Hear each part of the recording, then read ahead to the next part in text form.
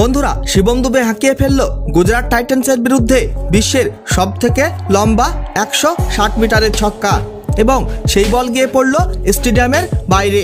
আর এই বিশাল ছক্কা দেখে অবাক হয়ে পড়ল গুজরাট টাইটান্সের টিম। আপনারা যদি দেখতে চান যে শিবম দুবে কিভাবে হাঁকিয়ে ফেলল বিশ্বের সবথেকে লম্বা ছক্কা, তাহলে বন্ধুরা ভিডিওটি লাইক করুন এবং চ্যানেলটাকে সাবস্ক্রাইব করে রাখুন। বন্ধুরা IPL 2024-এর 7তম ম্যাচ খেলা হয়ে গেল চেন্নাই সুপার কিংস এবং গুজরাট টাইটান্সের মধ্যে চেন্নাইয়ের মাঠে। এবং প্রথমে ব্যাটিং করে চেন্নাই সুপার কিংসের টিম 206 রানের বিশাল স্কোর করে ফেলল 6 উইকেট হারিয়ে 20 ওভারে। তার মধ্যে শিবম দুবে খেলে ফেলল 23 বলে 51 রানের বিধ্বংসী ইনিংস, 2টি 4 এবং 5টি গগনচুম্বী ছক্কার সাহায্যে। আর সেখানে রচিন রবীন্দ্র খেলে ফেলল 20 বলে 46 রানের তাবড়তোড় ইনিংস। এছাড়াও অধিনায়ক ঋতুরাজ গায়কোয়াড়ও খেলে ফেলল 36 বলে 46 রানের ইনিংস।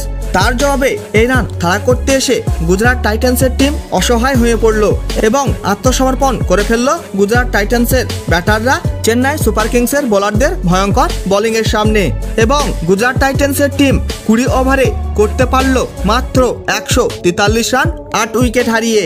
গুজরাট টাইটান্সের হয়ে সাই সুদর্শন খেলে ফেলল সব থেকে বেশি 31 বলে 37 রানের ইনিংস।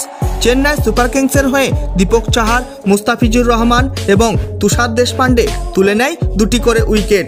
আর এইভাবে চেন্নাই সুপার কিংসের টিম এই ম্যাচ 63 রানের বিশাল বড় ব্যবধানে জিতে নেয় গুজরাট টাইটান্সের টিমকে হারিয়ে।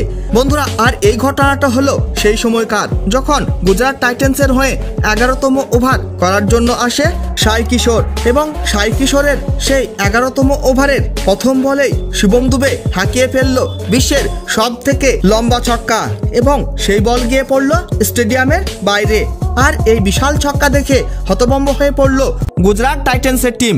বন্ধুরা ভিডিওটি শেষ পর্যন্ত দেখার জন্য ধন্যবাদ জানাই। তাহলে দেখা হবে নেক্সট কোনো ভিডিওতে।